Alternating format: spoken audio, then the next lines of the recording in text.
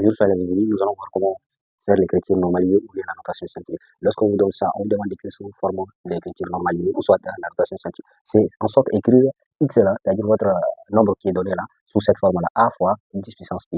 C'est-à-dire ici, vous avez a là, c'est un nombre quoi? Un nombre décimal et un seul chiffre avant la virgule et ce chiffre est différent de 0. Et p ici, c'est un entier relatif. Donc ici, vous allez voir quoi? Nous allons faire ici tout simplement ça. Pour avoir un seul chiffre avant la virgule là, il suffit de décaler la virgule de là à ici. Donc, on aura ici quoi? 2,7.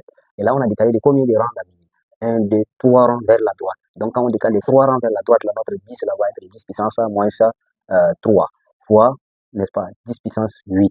Vous voyez avec moi. Donc, ici, quand on a ça déjà là, on vient voir seulement sous cette forme-là, a fois 10 puissance p.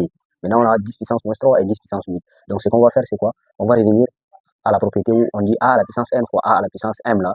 A à la puissance m là, ça nous donne quoi ici? A à la puissance n plus m. Donc ça veut dire quoi? On aura 2,7 fois 10 puissance moins 3 plus 8.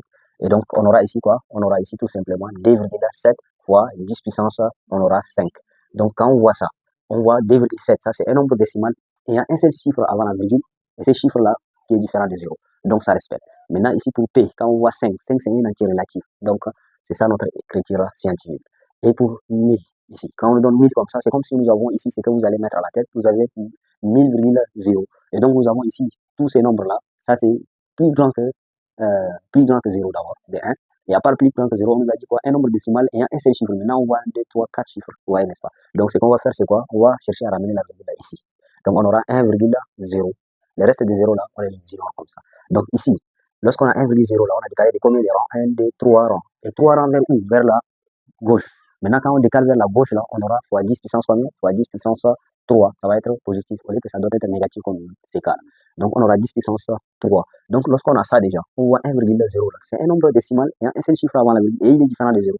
Ça respecte notre cas où on a dit x qui est égal à a fois 10 puissance p. Donc, ça respecte notre consigne. Maintenant, pour p, là, on voit 3. 3, c'est un nombre entier relatif. Donc, ici, ce qu'on va dire, c'est ça notre écriture normalisée ou autrement dit notation scientifique. Merci de nous avoir suivis et à très bientôt pour une nouvelle vidéo.